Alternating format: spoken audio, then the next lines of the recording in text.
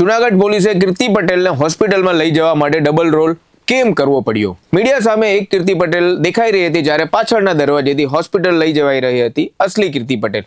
આખરે પોલીસને આવી ગુપ્ત કાર્યવાહી કેમ કરવી પડી? આવો જાણીએ સમગ્ર હકીકત.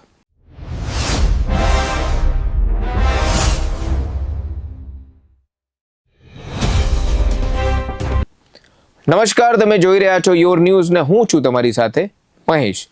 જૂનાગઢના મૃગીકુંડમાં સ્નાન વિવાદ બાદ ચર્ચામાં આવેલી કીર્તિ પટેલ સામે પરિસ્થિતિ એટલી હદે ગંભીર બની છે કે વિવાદ બાદ કીર્તિ પટેલ સામે એક પછી એક કુલ 3 ગુના નોંધાયા હતા. ફરિયાદ નોંધાયા બાદ કીર્તિ પટેલ જાહેરમાં ક્યાંય પણ દેખાઈ નહોતી ને ભૂગર્ભમાં ઉતરી ગયો એવું સામે આવ્યું હતું. કીર્તિ પટેલને ઝડપી પાડવા જૂનાગઢ પોલીસે તપાસ તેજ બનાવી હતી. Technical surveillance, mobile location tracking અને મળેલા ઇનપુટના આધારે પોલીસે તપાસ આગળ વધારી હતી.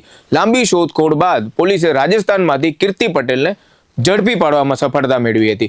ધરપકડ બાદ આરોપીની હોસ્પિટલ તેમજ કોર્ટમાં સુરક્ષિત રીતે રજૂ કરવું પોલીસ માટે મહત્વનો મુદ્દો બન્યો હતો. આરોપીને જીવનનું જોખમ હોવાની માહિતી મળતા પોલીસે ખાસ સુરક્ષાનું આયોજન કર્યું હતું. હોસ્પિટલમાં રજૂઆત દરમિયાન પોલીસે ડબલ રોલ સ્ટ્રેટેજી અપનાવી હતી. મીડિયા અને ભીડનું ધ્યાન ભટકાવવા માટે પોલીસ દ્વારા નકલી કીર્તિ પટેલને હોસ્પિટલ લઈ જવામાં આવી હતી, જ્યારે બીજી તરફ પાછળના પ્રવેશ દ્વાર મારફતે અસલી કીર્તિ પટેલને ગુપ્ત રીતે લઈ જવામાં આવી હતી. આ સમગ્ર મામલે પોલીસે જણાવ્યું કે આરોપીની સુરક્ષા સુનિશ્ચિત કરવા માટે ડબલ રોલ પદ્ધતિ અપનાવવામાં આવી છે. અગાઉ પણ સંવેદનશીલ કેસોમાં આવી કાર્યવાહી કરવામાં આવી ચૂકી છે.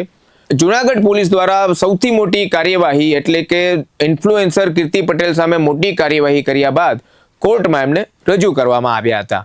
તદુપરાંત અત્યારે હાલ કોર્ટનો ડિસિઝનની રાહ જોવાઈ રહી છે કે હવે આગળ શું થશે. તમારું શું માનવું છે આખી આ વિવાદ પર? તમારા સજેશન અમારા કમેન્ટ બોક્સમાં જરૂરથી જણાવશો અને તમને જો આ વિડીયો પસંદ આવ્યો હોય તો લાઇક, શેર અને સબસ્ક્રાઇબ કરવાનું ચૂકશો નહીં.